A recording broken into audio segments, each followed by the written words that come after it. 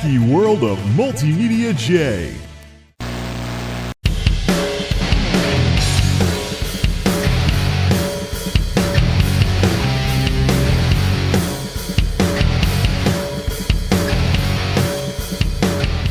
Hey, Jason, got enough drives? Yes.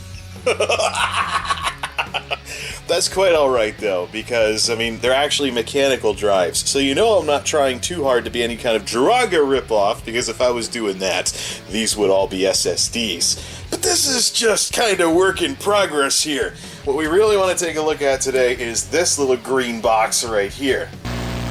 So as some of you know, and some more of you may have inferred with some of the stuff I've chimed in on in recent weeks and months and maybe even years, I'm a PC gamer. And, you know, I go to all the trouble to build my own systems. I figure, let's see what kind of gaming I can experiences that I can get out of them.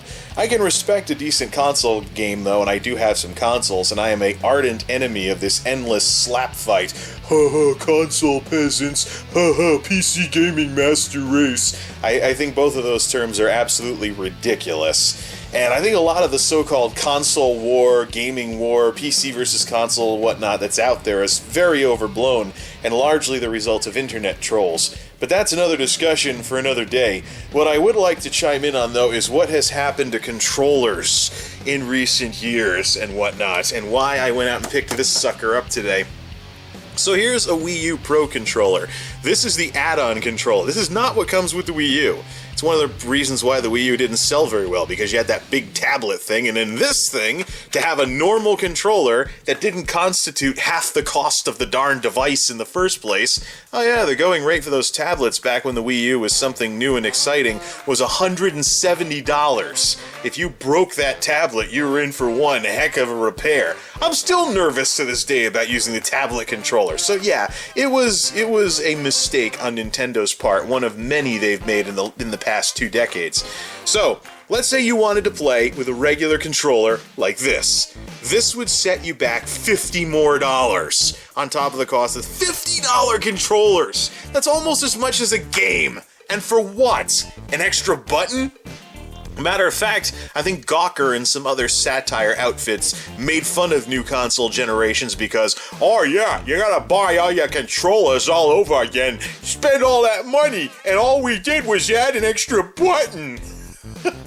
So, I am interested in finding ways to Bluetooth hack these things so they'll work with PCs, and I think there's some guides out there that I can look at for this, but here's the thing. I happen to be one of those people out there who breaks from the mold and I'm not a fan of wireless stuff. I don't believe that the world needs to be wireless. Here's why. So here's this Wii U controller. It's got a couple of years on it. It also has a rechargeable battery. Now, what do you gain? Oh, wow, you don't have to worry about a cord. Even though the Xbox 360, you know, the wired controller that everybody hated, that's why you can still find these new if you get your Raiders of the Lost Walmart on. Oh, brother. Oh no, a cord! It's the end of the world! You might have to deal with a cord! Shh, whatever. So what do you get by getting rid of the cord with these overpriced wireless controllers? You get a USB port that will eventually wear out and bork the whole controller unless you solder in a new USB jack, because it's always these flimsy little mini or micro USB something or anothers. Pathetic. And you get a rechargeable battery that, if it's lithium ion, if it goes too dead for too long, it's done for good. And eventually it's gonna lose its service life, and it's not gonna last as long as it used to, and all that other stuff. And you can get things like input lag and interference and other stuff like that, because, oh no, you don't want to mess with a cord. Wow. Pro tip, USB can be up to 16 feet long. So you can actually go out, take something like this if you're using it with a PC, and get an actual extension cable to add another couple of feet to this 9-foot cord that's standard issue with the last generation of wired controllers. Unfortunately, one of the side effects of consoles wanting to jack prices like this because, ooh, wireless for $50, is that PC controllers have fallen by the wayside. It's almost not worth it to buy a PC controller anymore. Here is the Logitech, what the heck was this thing again? The F310, the final PC controller that I ever purchased. There's a Rumble version of this out there somewhere, but this doesn't even have Rumble. And it feels kind of cheap. It's basically a little below it's inferior build quality compared to a PlayStation controller, PS3 era especially, but it's got Xbox themed buttons, PlayStation themed joysticks. It has no Rumble in it. The only reason I have this thing is for legacy support. If I have an older game that takes direct input instead of the newer X input that was kind of standardized with the Xbox 360, there's a little switch on the back that swaps between X input and direct input. If I could find the Rumble version of this, I'd pick that up, but the Rumble version is next to impossible to find. You'll find this one everywhere, though, because of its compatibility and whatnot. However, if you have games that support X input and don't want to sit around footsing around with mapping your controls, you can swap out an Xbox controller like this wired 360 controller. Now, I understand that the people hated the wired version of this, and that's why, even though the 360 belongs in a museum nowadays, it's totally off the market, you basically can still find these new if you know where to look. There are some knockoffs out there, though, that are entering the market now that the 360 is very much in the rearview mirror, but I made sure to pick these up. I actually got these from Walmart. I got my Raiders of the Lost Walmart on. Picked up some wired 360 controllers because so many people out there hate wires. These work great with a PC, and once upon a time you could actually hit the Xbox button to turn on Steam Big Picture mode, but that's kind of been changed and stuff. The build quality of this thing is substantial. It is a real console controller, so the build quality is actually better than what passes as a PC controller nowadays. So I actually prefer a 360 controller, which leads me to this. This is one of those third-party Xbox controllers that you can find at Walmart these days. I just snagged this on the way home, just to satiate my curiosity about this. Now, there are no more wired controllers. Of course, the console makers are going crazy with the whole wireless fad, and these weren't all that popular because people are suckers for overpriced wireless stuff with all of its added baggage. But it is possible to get a wired controller nowadays. You just have to go third party. So this is the 360 version of this controller. There was also an Xbox One version of this controller. Guess what the difference was? The Xbox button looked a little different, and the Xbox One version of this controller cost $10 more. So let's take this sucker out of the box, and let's see what we have to play with here. Since there are no more official wired controllers, apparently, like this one, I want to compare this to see if this $20 360 controller, third party of course, can play ball with this one. I've had some cheap controllers on PC over the years, including one really gross one where the rubber started getting all sticky and disgusting after like 2 years, and it had a ribbon cable instead of a real cable, a spring-loaded ribbon cable too. And if you snapped the spring and it rolled itself up while you were playing a game, it could crash your computer. So, anyways, let's see what we've got to play with here. Oh man, we are on familiar territory here. As a matter of fact, this is giving me flashbacks to the Super Nintendo era. I remember growing up, folks would have like ASCII controllers, high performance controllers, Mad Catz controllers, Super Pad controllers, third-party knockoffs of the official Nintendo stuff for NES, SNES, N64. But there'd always be trade-offs. Sometimes you could get a cheap turbo controller, but the build quality would often suffer everywhere else. So the first impressions of this I'm not impressed with. The build quality of this thing is actually closer to that cheap Logitech than the 360 controller, even though it looks similar and there is an Xbox logo on the package and everything. There's a couple of things though that I already like. This, of course, the D-pad on the old 360 controllers was always really floaty. This is a lot more down to earth. I could probably play retro games a lot better with this thing than with this thing. Also, the use of rubber on the analogs is also a good thing as well, versus this is a hair more plasticky on the original controller. But then you get to the buttons. These are a little bit less solid than those, which is what I run into with third-party controllers a lot, particularly on Famiclones. And in the real noisemakers, oh man, click, click, click versus a bit more subdued. Of course, the triggers underneath feel a little bit better, although there's definitely more play on the 360 one for more precise control. This one kind of stops a little earlier and things like that. You have your buttons and you have your Xbox button, but the big thing that I don't like about this controller is it's extremely light compared to the 360, which hints to me that this might not have any force feedback or rumble in it, which is a deal breaker for me. I mean, these things for like $30 you can still find these new for like $30, and they have everything and they're solid because they're actual real console controllers. It's just nobody liked them because they actually still had wires. But this thing, which is being pitched as some kind of modern thing you can buy nowadays, now that these are getting hard to find in brick and mortar stores, this thing should at least be able to match this. 30, you can still find these for 30 somewhere. This is the $20 controller. So you mean to tell me that the rumblers that make this thing, and that also make this thing a little more heavier and a little bit more solid, are, you know, a $10 difference here? Well, at least let's try playing a few games with this, just to verify that, yeah, there is no force feedback-ish type stuff here. Let's plug it in. I have another 360 controller already plugged into Monolith. This was Player 2's controller. Alright, so we're trying this thing out and it feels very hollow. I don't think there's any form of force feedback-ish type stuff in there. Now let's play a game that I know has a little bit of rumble, Riptide GP2. Let's try this thing out. You know what the sad part is with these controllers? The sad part with these third-party controllers is that the parents that would always buy these things for their kids thought they were smart because they saved like $5 to $10 on a controller with inferior build qualities. Let's see. Settings, audio, give me my sound back. Give me my music. There we go. I'm going to turn this down a bit. Alright, let's just do like a single race, like a local circuit and the blast furnace. There we go. This has some decent music too. Well, if you like electronic stuff. It's also originally for mobile, so... See, yep. It looks like I do have control over this, and nothing. Yeah, I'm not feeling any force feedback whatsoever. That makes this a deal breaker. This sucker is going to be a return. Yeah. Yeah, this is going to be a return. I can't play like this. I'm sorry. With only a $10 difference between way more solid controller with force feedback and this, I guess I should have read the box a little more. It's technically usable, and actually the analog sticks feel a heck of a lot better.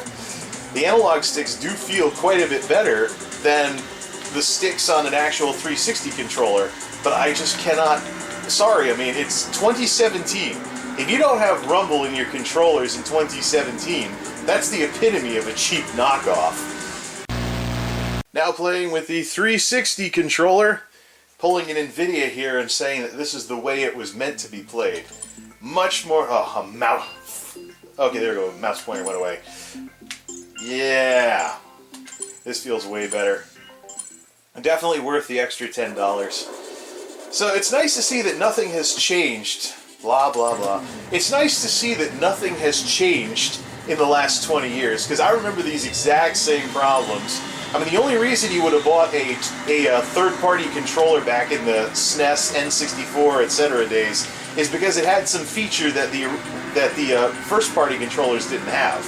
Like, I had a third-party high-performance controller that let me do turbo and stuff. Basically, my Super Nintendo answer to the NES Advantage. But that thing suffered from build quality issues. Even though I was technically able to play Super Nintendo with it, the cord ripped on that one, whereas on the Super Nintendo ones there were no such problems. Yeah, I definitely think the extra $10 and the extra hunting for a real 360 controller, a wired one anyways, is definitely worth it. I think Amazon and some surplus folks might have them, but it really says quite a bit, you know. What happens when the world runs out of actual wired first-party controllers and things like that? Alright, we're going to try the cheapo controller for one more game, Leo's Fortune, because that has some platforming in it. I definitely want to try out that D-pad. There we go. Leo's Fortune is a side-scroller. Basically, it's like a koosh ball with eyes. Oh, another 90s reference. But you can use the D-pad for this. You get like some kind of Mario-ish type thing going here. Let's actually go to stage 1.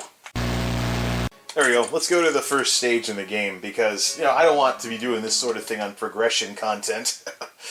We're actually using the 360 controller one last time here.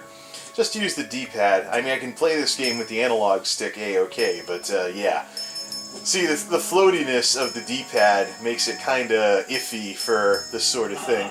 And this is something that was actually taken care of in the Xbox One controller. But it's just crazy, you know, how easily you can amass a controller collection. Alright, let's change controllers.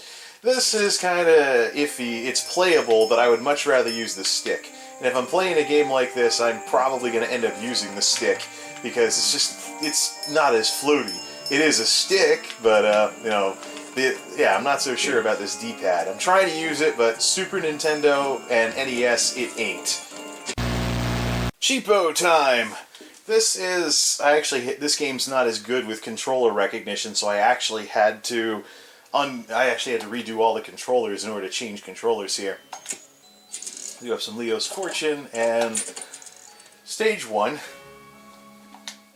Yeah, alright, see how these jump buttons are. I think this controller is going to be a return. It's playable, but it feels like those cheap controllers I remember from back in the day. The D-pad's a lot better, though, because it's not as floaty. Although it would be better if I were to do some Bluetooth hacks or something with the Wii U Pro controller, because that has an even better feeling D-pad than this. And of course I can use the sticks and things like that, but just the build quality's not there. I think if this thing had rumble, it would be passable, but just the fact that it doesn't have rumble, I mean, if anybody remembers the 6-axis fiasco when the PlayStation 3 first launched, people were furious that there was no force feedback, rumble type stuff in controllers back then. Never mind now. But it's just, well, you do get what you pay for, but I'm actually kind of curious because there's an Xbox One version of this controller out there that's $30. But I think if I go to check that one out, I'm probably going to read the box to make sure it has rumble ahead of time. So, I just can't believe I have to worry about whether or not a controller has rumble in this day and age. So, if you're interested in this game or Riptide GP2, they're both not that expensive. They're on they're both on Steam, and I think Leo's Fortune is on a few other platforms as well. But what's this now? Interested? Whoa, a little bit of lag there. I'm gonna have to see what programs I have running. The virtual MIDI synth tends to interfere with this game. When I often get like little stutters and things like that if I have it running while I'm trying to play this game. So I gotta take virtual MIDI synth and disable it, find a way to disable it so the service doesn't start when Windows starts. Now that sequence that you just saw right there was all done with the D-pad, and it was just smooth as butter. So that's the one thing about this controller that's better than the official 360 controllers, is the D-pad is a lot closer to the controller to the D-pad on an Xbox One controller. So I think what I'm going to do is I'm actually going to go to Walmart.com and I'm going to look up the Xbox One version of this controller and see if it has force feedback. If there's no sign that it doesn't have any force feedback, then I'm probably not going to mess with another one of these things. There we go, all back together. Just take the receipt and the bag and everything, and I'll be contributing to Walmart's B-Stock later this week. Everything's back together, right down to the cable tie on the cord that was originally there. That's back too, along with the instructions and everything else. I'm all set to contribute to Walmart's B-Stock later this week. So what have we learned today, class? Well, first off, if you have kids who play video games, and you think you're being smart by saving $5 to $10 on a third-party controller for your kid's video game system, you're not. This was not the case back when I was growing up, and it's not the case now. You're not smart, you're not thrifty, you're not fiscally conservative, or whatever fancy term you want to use. You're not thrifty or a smart shopper or anything like that. You're just cheap. And it's probably not going to end up as the cheaper option either. Because if the kid can't play the game as well because the controller's crap, and they get mad and slam the controller and the cheap one actually breaks whereas the other one doesn't, Not really speaking from experience here, I did have some much younger step cousins that would slam my N64 controllers into the carpet when they lost at Mario Kart back in the day. So I took care of my stuff, but some of the folks sometimes that borrowed my stuff didn't. So yeah, I know a few things about that. But basically, nothing has changed since I was growing up. The only reason to buy a third-party controller these days is basically to get a feature that you don't get on the first-party controllers, like turbo or something. But even then, there'll be a trade-off. In this case, the only thing on here that's halfway decent is the D-pad right there. So yeah, I'll be contributing to Walmart's B stock later this week. There is one interesting twist to all of this, though. The Xbox One version of this controller, for about $30 or so, actually looks a heck of a lot more interesting than the 360 one. And of course, since a lot of the attention these days is, well, all the attention is going to the Xbox One, because that's the current console, and hey, officially licensed. Probably because Microsoft doesn't want to bother with wired stuff anymore. But yeah, this actually looks interesting. You got a similar stuff, the Xbox One color scheme, no like kitty toy, super colorful buttons on here. But here's what really looks interesting. Look at the box. Dual rumble motors and impulse triggers. So there's actually a listing on here. The 360 one doesn't have this. So maybe I should have taken a closer look at the box with these things. But then again, the last time I bought a third-party controller for any system I have and deliberately bypassed first-party stuff was... Oh, that's right, never, because my folks got me my turbo controller for the SNES back in the day. Unless you want to count the cheap PC controllers I've experimented with over the years, but yeah. This looks a heck of a lot more interesting, and I think I saw this in the store. So if I can find this specific SKU that has the box that specifically mentions rumble motors, that might actually be worth it, because that D-pad was actually pretty decent. And the wireless Xbox One controllers that are out there, $50! Darn these $50 controllers, because folks are jumping headfirst into the wireless fad. Whatever. So I will be checking this out the next chance I get, and maybe see if there is a worthy successor to the tried and true 360 controller that works with, Xbox One and Windows. A tried and true plug a 360 controller into a TV or something like that, or into a PC, excuse me.